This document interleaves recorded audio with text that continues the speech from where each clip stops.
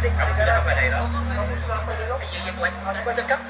Adik aku yang cantik bawa rambut cantik tinggal mayat. Itu tuan, bagilah saya perempuan. Kalau tak ada perempuan saya tak boleh. Perempuan tak payah. Orang ambil jadi perempuan. Sebenarnya dia perempuan. Mana lagi bagi jadi perempuan? Bisa gerak. Adik saya yang cantik. Rambut hitam jambul di depan. Berbaju bunga bersuai.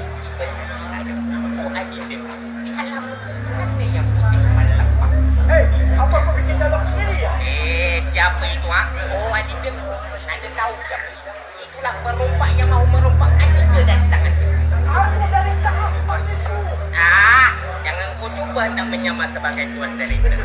Walaupun rupamu tidak ku kenal, tetapi lubang hidungmu tetap menjadi pujaan hatiku. Bagus tuan. Bagus tuan director. Bagus. Ini macam bagus.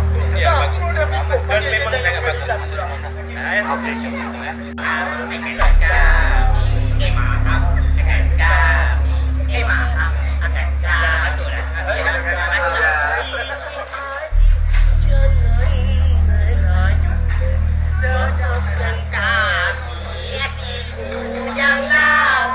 Ini masih bujang kah? Tidak, bukan. Bujang. Bujang lama. Boleh dialog sikit. Boleh dialog sikit. Ini Ahmad Isku dia kenal ya. Ya. Kamu sudah sampai daerah?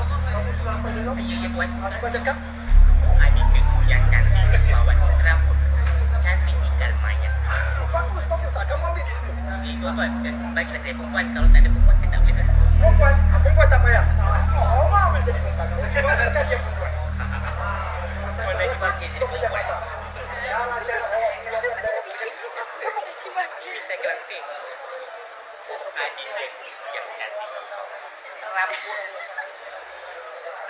Rambut hitam jambul di depan. Berbaju bunga bersuai. Adik dia. Di alam ada yang putih malam. Apa kau bikin dalam sendiri ya? Siapa itu ah? Oh, adik dia. Anda tahu siapa? Itulah perompak yang mau merompak adik dia dan tangan dia. Aku dari Taman itu. Jangan kau cuba nak menyamar sebagai tuan director.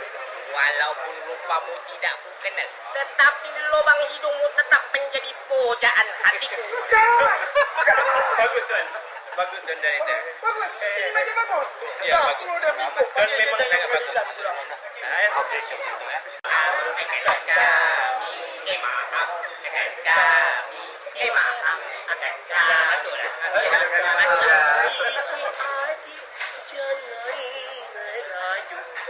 Sedapkan kami bujang labu. Ini masih bujang kah?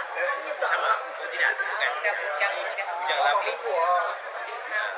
Boleh dialog sikit. Boleh dialog sikit. Ini Ahmad Isku dia kenal ya. Ya. Kamu sudah sampai daerah? Ya, ya tuan.